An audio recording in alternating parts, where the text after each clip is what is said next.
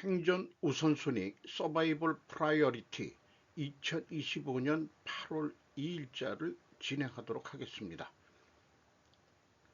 1.25 또는 1.5 배속을 보시기를 바라고요. 구독, 좋아요도 부탁드립니다.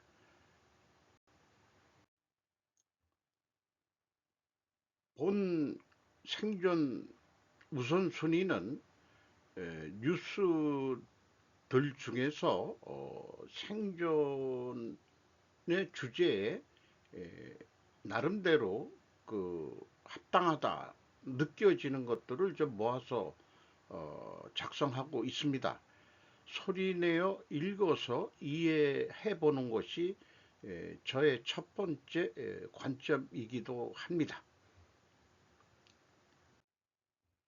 한반도의 진정한 위협, 중국 북한 정치전쟁이라는 제목으로 데이비드 맥스웰이 UPI에서 7월 31일 날 보도한 내용입니다.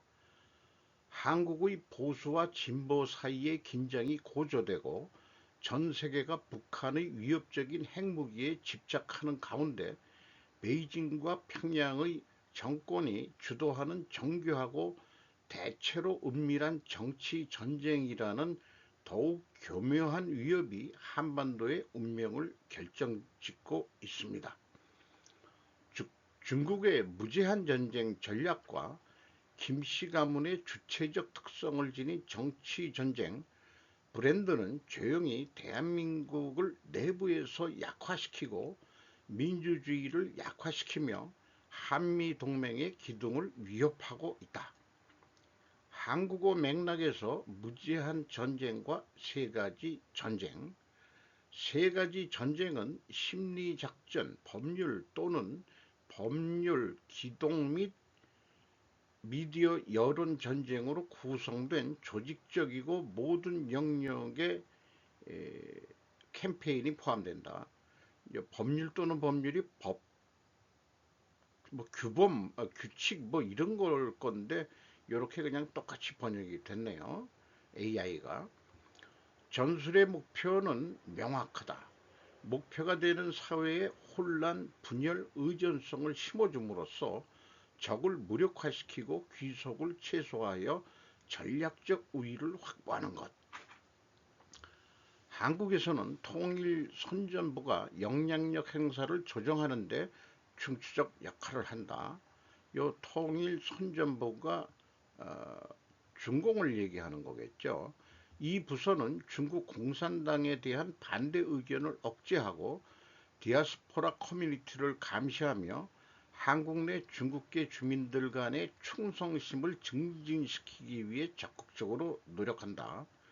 무제한 전쟁이라는 그것을 통해서요. 정보 수집도 하고 엘리트 포획도 하고 경제적 강압 및 기술 이전은 중국의 이익에 부합하는 방식으로 한국의 정책과 여론을 형성하기 위해 사용되는 몇 가지 전술에 불과하다. 요게 시진핑하고 김정은이가 회담했을 때 사진을 게재했네요. 주체적 특성을 가진 정치전쟁 북한의 손. 북한은 오랫동안 남한에 대한 핵심 무기로서 주체 사상에 따라 정치전쟁을 벌여 정치인, 시민단체, 비밀 네트워크를 아우르는 남한 내 친북 요소들은 적극적인 전복을 추구. 그들의 노력은 때때로 법적 개입으로 이어지고 정치적 논란과 양극화를 부추겨 한국의 내부 역학을 더욱 복잡하게 만든다.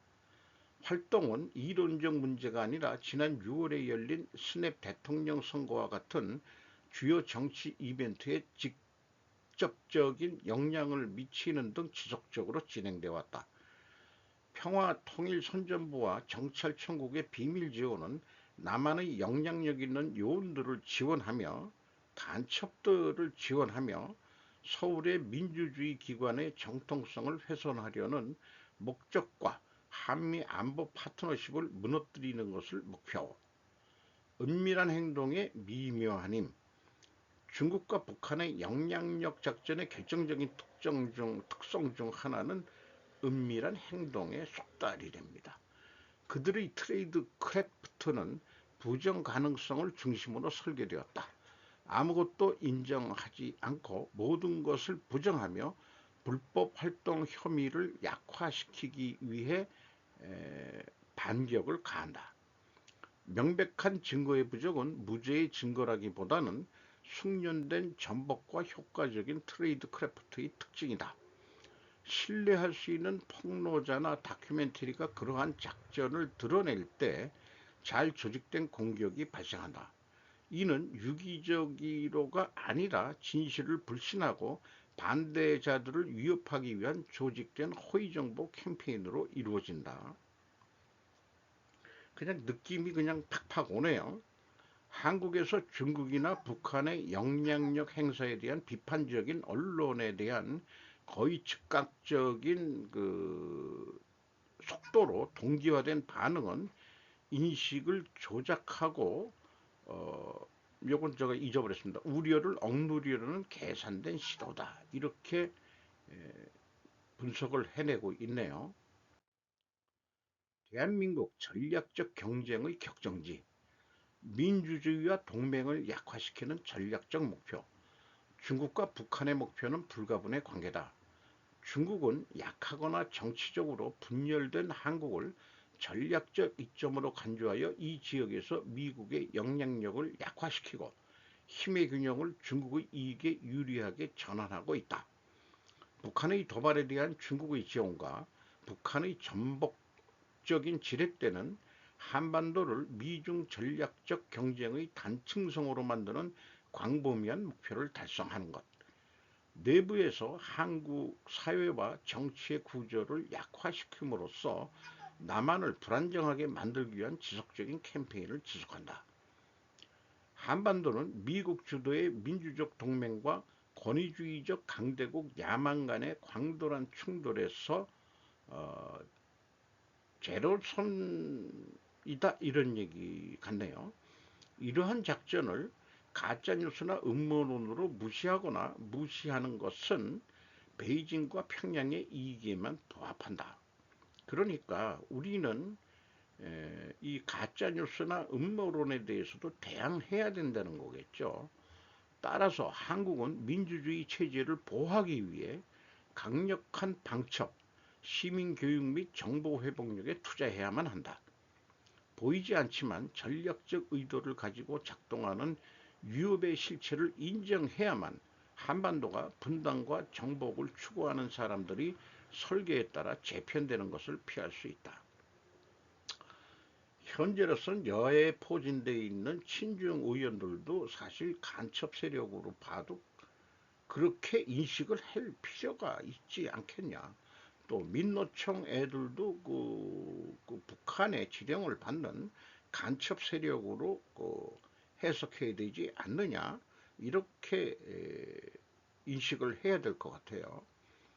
이 글을 기고한 데이비드 맥스웰은 아시아 태평양 지역에서 30년 이상 근무한 은퇴한 미 육군 특수부대 대령입니다.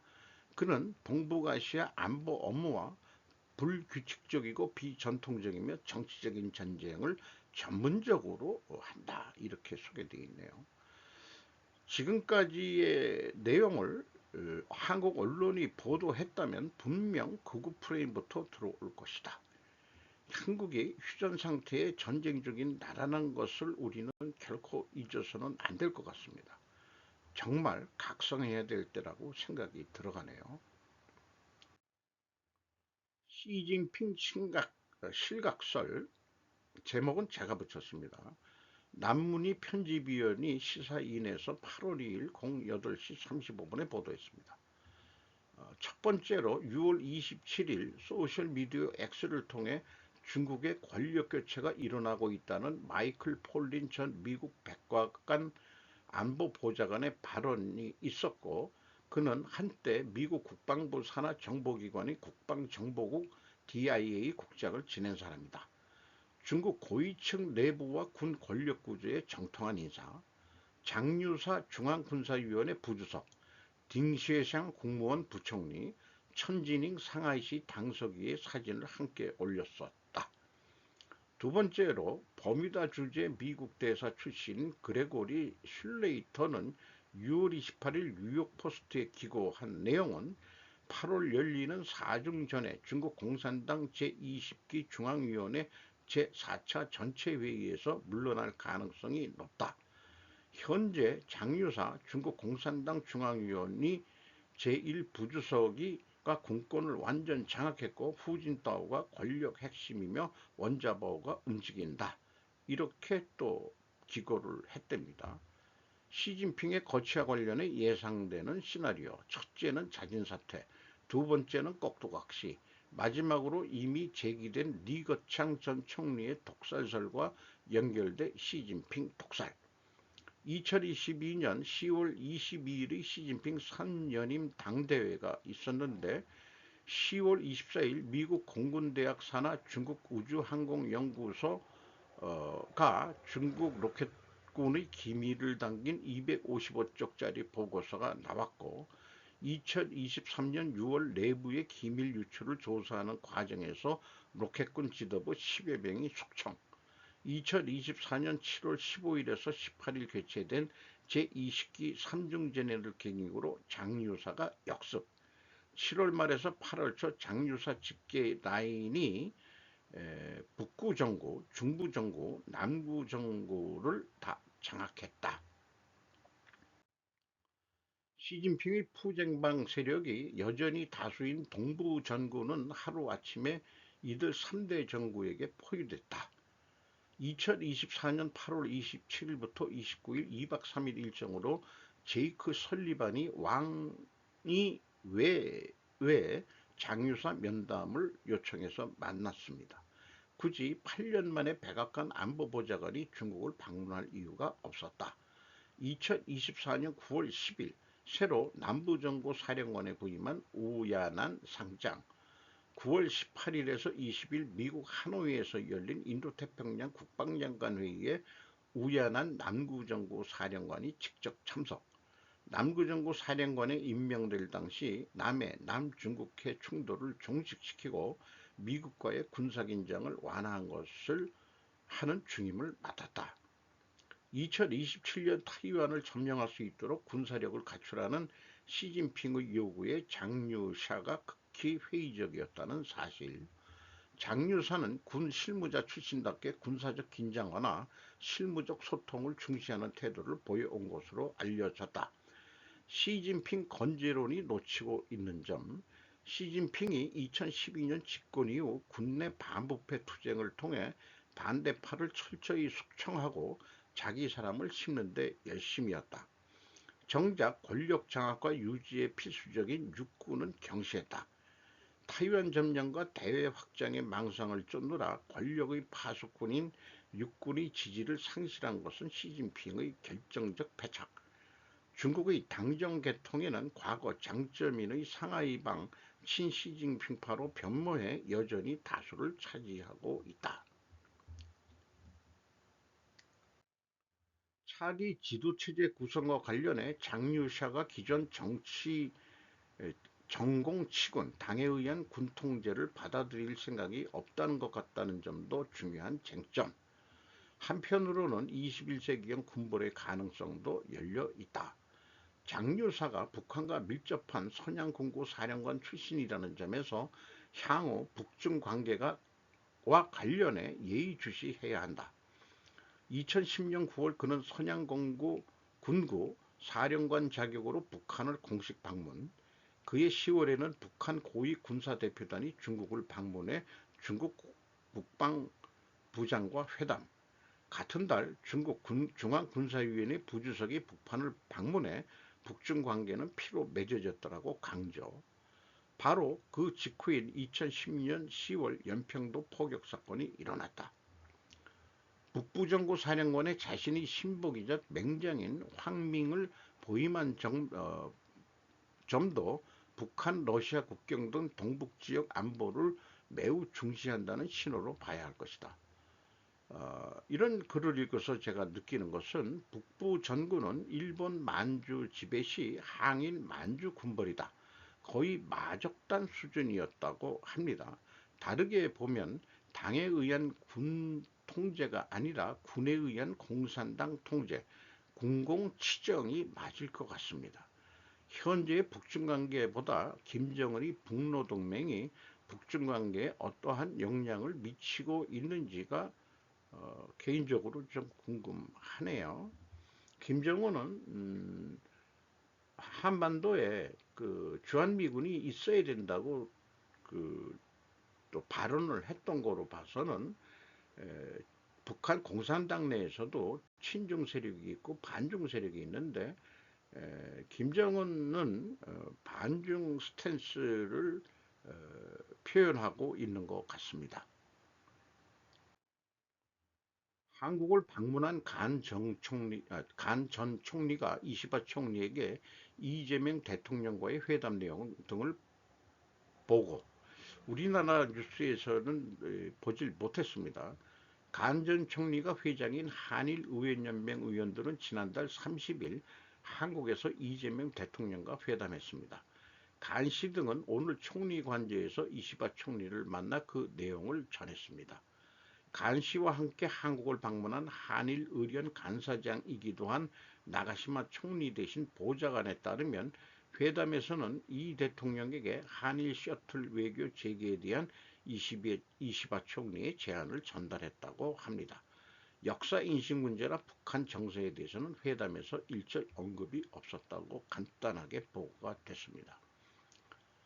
거기에 한일 중소기업단체 11월 도쿄서 포럼 국교 정상화 60년 만에 연합뉴스 일본판 8월 1일자입니다. 김기문 한국의 중소기업 중앙회장은 1일 일본의 전국 중소기업단체 중앙회의 모리히로 회장과 도쿄에서 회담을 갖고 11월에 한일 중소기업 포럼을 공동 개최하기로 합의했다. 첫 회는 일본에서 열고 2회째 이후는 양국이 서로 돌아가며 개최할 방침이라고 한다. 그는 보호 무역주의 확산 외에 인공지능, 반도체 등 분야에서의 기술 패권 경쟁이 치열해지고 있다며 한일 양국은 저출산 고령화 등 유사한 경제적 사회적 문제에 직면해 있다고 말했다. 모리 씨는 양국을 대표하는 중소기업 단체들이 협력해 실질적이고 지속가능한 협력 관계를 구축해 나가기를 바란다고 또 표현했답니다. 같은 사실의 다른 관점의 언론 보도 제목을 제가 붙였습니다. 미 관세 50% 확정에 절규하는 한철강, 수출 불가능, 신김은 서울경제 8월 2일 오전 7시입니다. 미 현지석 가격 경쟁력 완전 상실, 현대제철 2029년 미 제철소 지침안 생산 안정화까지 시간 소요 불가피. 일본은 일본 제철이 미국 철강회사 US 스틸을 인수한 덕에 미국에서 철강을 생산할 수 있게 됐다. 그런데 이런 뉴스가 있는 반면에 50% 관세 폭탄 맞았지만 비명 없는 철강업계. 왜? 김기덕 이데일리가 8월 2일 보도한 내용입니다. 한미 관세 최종 협상에도 철강 관세는 50%, 고 관세를 유지키로 했지만 철강업계는 비교적 무덤덤한 표정이다. 주요 철강 업체들의 매출에는 미국향 물량이 차지하는 비중이 2 내지 3%에 불과해 당장 큰 타격은 없을 것이라는 게 업계의 중론. 당장 미국에 파는 철강제 가격이 50% 이상 뛴다는 점은 부담이긴 하지만 일본 등 대부분의 국가도 동일한 관세를 적용받는다는 점도 경쟁력이 떨어지는 요소는 아니라는 분석이다. 이런 뉴스가 나왔어요. 그런데 아마 이런 이게 50% 관세 철강 이런 것도 중국을 염두에 두고서 하는 거기 때문에 중국이 철강 생산량을 좀 줄인다는 얘기가 있습니다. 보는 관점에 따라 역사가 다릅니다. 역사는 승자의 기록이기도 하다고 그러죠. 윤 정부가 거부권을 행사했던 방송법, 노란봉투법, 상법 개정안이 법사위를 다시 통과에 대해서 다른 관점의 언론 보도가 어떻게 나올까 좀 궁금합니다. 그런 것 중에 하나는 거야의 입법 독재다. 이렇게 얘기하는데 계엄 발령 때도 입법 독재가 거론이 됐었죠. 미 동맹 현대화 압박에 정부 주한미군 역할 변경 첫 언급. 신나리 기자가 동아일보에서 8월 2일 01시 잠도 없어요. 40분에 보도했습니다. 한미 관세 타결 이후 안보 본격 논의, 정부 중견제 동참 미 요구엔 신중, 한미 완벽한 의견 일치 시간 걸릴 것, 루비오 지역 안보의 한미일 협력을, 주한미군 변화 불가피 현실론 커져, 주한미군 조정 집단 방위 몰아치는 미국, 상호 방위 뮤추얼 디펜스 대신 나토식 집단 안보 체제를 지칭하는 집단 방위 콜렉티브 디펜스라는 표현을 사용하고 있습니다. 한국 중국 견제 동참 신종 미 대북 제재 이행. 이거는 뭐 벌써부터 제가 한 1년 전부터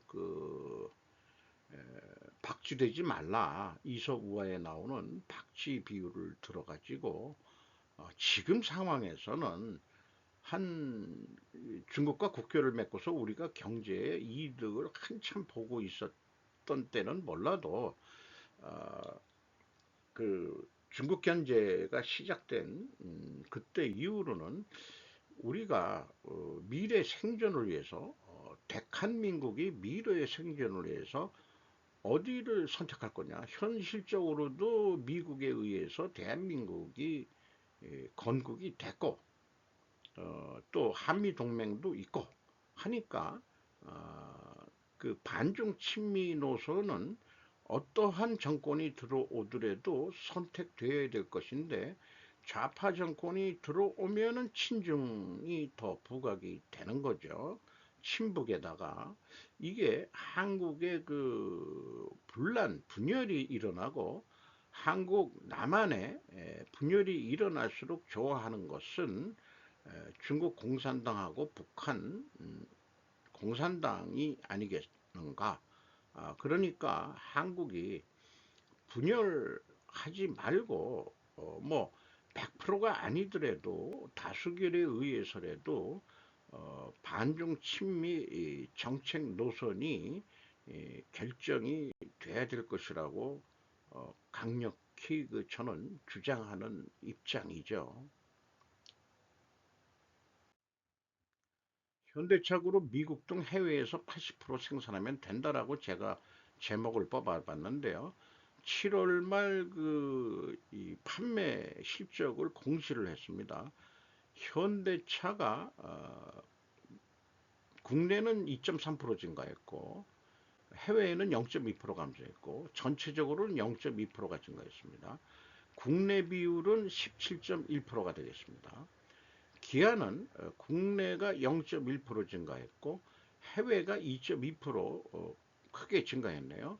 특수위가 있고 전체적으로는 1.8% 증가했습니다. 기아도 국내 비율이 17.4%가 되겠습니다. 따라서 2대 8의 파레토 법칙처럼 8알은 차라리 미국 등지에서 만들면 그만이다 라고 생각이 들어갑니다.